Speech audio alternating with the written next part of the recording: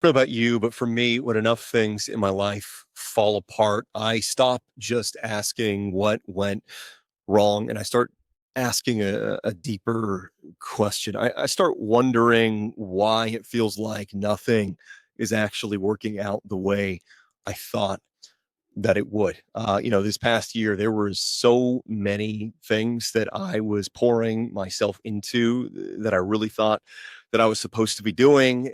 And once the heat of this fallen and broken world shined on them, they just completely melted away. I would get midway into the process and everything imaginable would go wrong. And what that did was it forced me to realize just how little power I actually have, right? How little control I have over whether anything goes the way I want it to or not. And that is unbelievably frustrating, but it actually clarifies something I think is really important.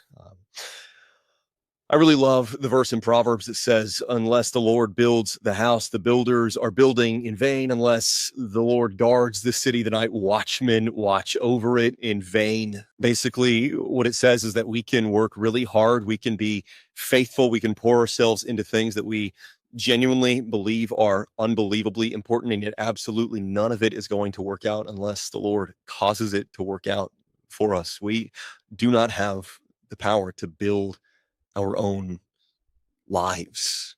Only he has that power.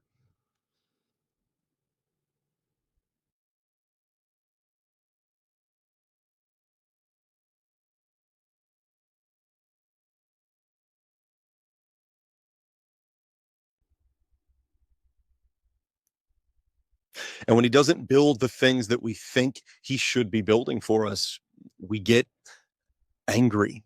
But the reality is that sometimes the thing he refused to bless is exactly what needed to happen. Sometimes what we needed is for this relationship to fail, for that job to fall through, for this person we've been trying to lead to the Lord to just completely fall off the bandwagon for now.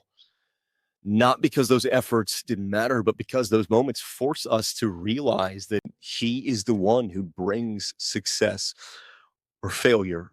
And that realization is brutal, especially when you have been faithful, especially when you've been trying, especially when you genuinely thought God was in the thing that you were doing. But it keeps us from confusing our effort with actual control.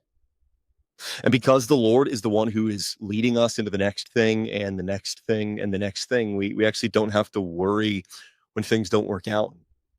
Not because it doesn't hurt, not because it's easy, but because our lives were never being held together by our own strength in the first place. They're being held together by Him. And that means that we can rest knowing that He will hold everything that is meant for us together. And everything that goes away just wasn't for us, right?